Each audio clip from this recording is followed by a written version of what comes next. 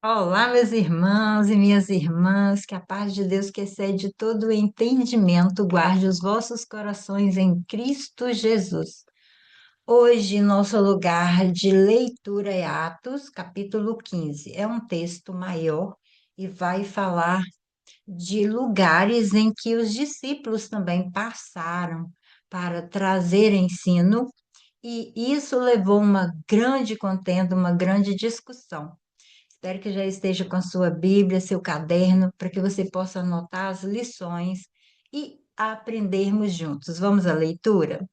Alguns homens desceram da Judéia para Antioquia e passaram a ensinar aos irmãos: se vocês não forem circuncidados conforme o costume ensinado por Moisés, não poderão ser salvos. Isso levou Paulo e Barnabé a uma grande contenda e discussão com eles. Assim, Paulo e Barnabé foram designados como outros para irem a Jerusalém tratar dessa questão com os apóstolos e com os presbíteros. A igreja os enviou e, ao passarem por Fenícia e por Samaria, contaram com gente, como os gentios tinham se convertido. Essas notícias alegravam muito a todos os irmãos. Chegando a Jerusalém, foram bem recebidos pela igreja, pelos apóstolos e pelos presbíteros, a quem relataram tudo que Deus tinha feito por meio deles. Então, se levantaram alguns outros do partido religioso dos fariseus que haviam crido e disseram: é necessário circuncidá-los e exigir deles que obedeçam à lei de Moisés. Os apóstolos e os presbíteros se reuniram para considerar essa questão. Depois de muita discussão, Pedro levantou-se e dirigiu-se a eles, dizendo: irmãos, vocês sabem que há muito tempo Deus me escolheu dentre vocês para que os gentios ouvissem de meus lábios a mensagem do Evangelho e crescem. Deus conhece os corações, demonstrou que os aceitou, dando-lhes o Espírito Santo, como antes nos tinha concedido. Ele não fez distinção alguma entre nós e eles, visto que purificou seus corações pela fé. Então, por que vocês estão querendo tentar a Deus, pondo sobre os discípulos um jugo que nem nós, nem nossos antepassados conseguiram suportar? De modo nenhum. Cremos que somos salvos pela graça de nosso Senhor Jesus Cristo, assim como eles também. Toda a assembleia ficou em silêncio enquanto ouvia Barnabé e Paulo falando de todos os sinais e maravilhas que por meio deles Deus fizera entre os gentios. Quando terminaram de falar, Tiago tomou a palavra e disse: irmãos, ouçam-me. Simão nos expôs como Deus no princípio voltou-se para os gentios a fim de reunir dentre as nações um povo para o seu nome. Concordam com isso as palavras dos profetas, como está escrito: depois disso voltarei e reconstruirei a tenda caída de Davi, reedificarei as suas ruínas e a restaurarei, para que o restante dos homens busque o Senhor e todos os gentios sobre os quais tem sido invocado o meu nome, diz o Senhor que faz essas coisas, conhecidas desde os tempos antigos. Portanto, julgo que não devemos pôr dificuldades aos gentios que estão se convertendo a Deus. Ao contrário, devemos escrever a eles, dizendo-lhes que se abstenham de comida contaminada pelos ídolos da imoralidade sexual, da carne de animais estrangulados e de sangue. Pois desde os tempos antigos, Moisés é pregado em todas as cidades, sendo lido nas sinagogas todos os sábados.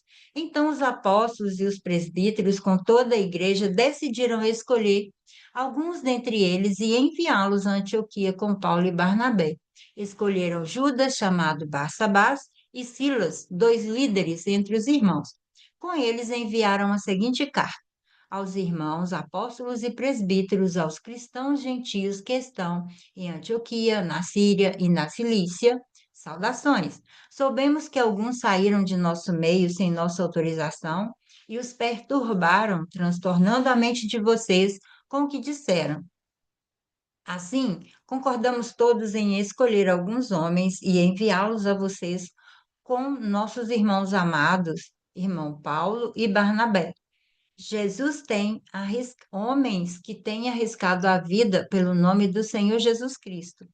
Portanto, estamos enviando Judas e Silas para confirmarem verbalmente o que estamos escrevendo.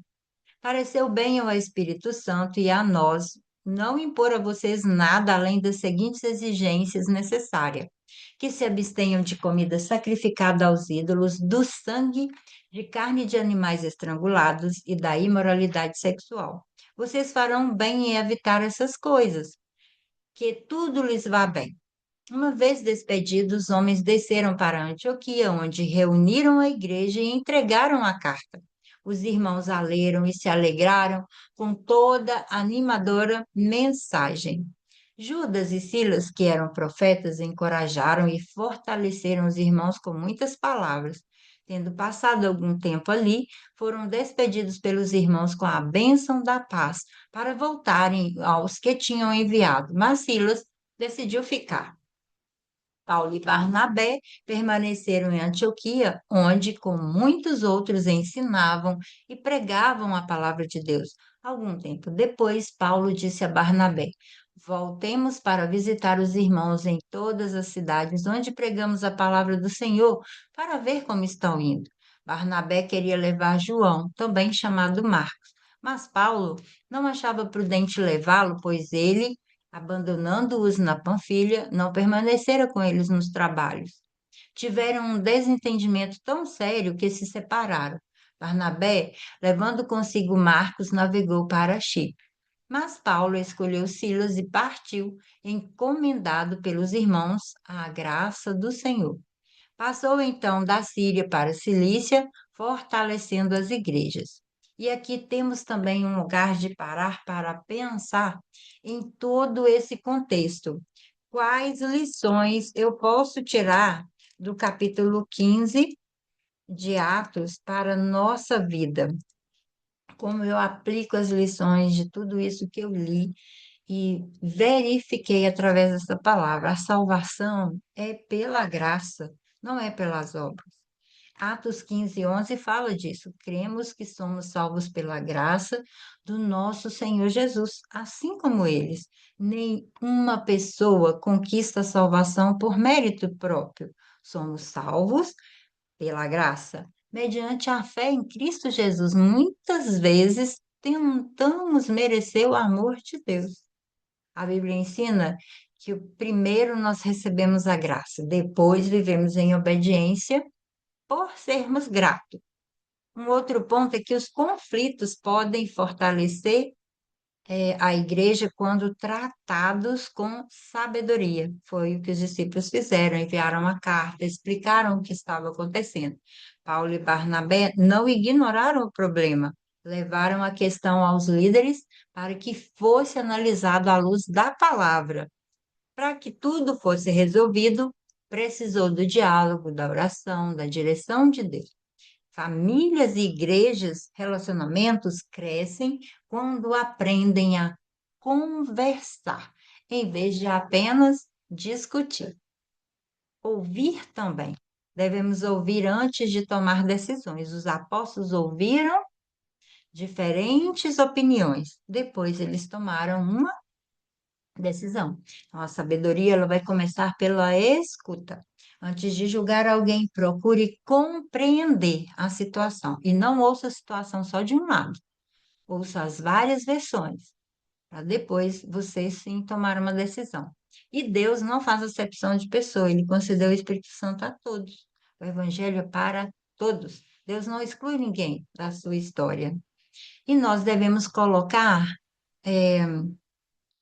na vida das pessoas leveza, não pesos. Porque em Atos 15:10 está uma pergunta assim: por que vocês estão querendo pôr sobre os discípulos um jugo que nem nossos pais puderam suportar? Aqui é entender que não dá para eu ficar colocando peso na vida das pessoas, eu preciso levar leveza. A religião pode se tornar pesada quando acrescentamos regras que Deus não estabeleceu. E a nossa missão é aproximar as pessoas de Cristo, não dificultar o caminho. E a palavra de Deus deve orientar as nossas decisões.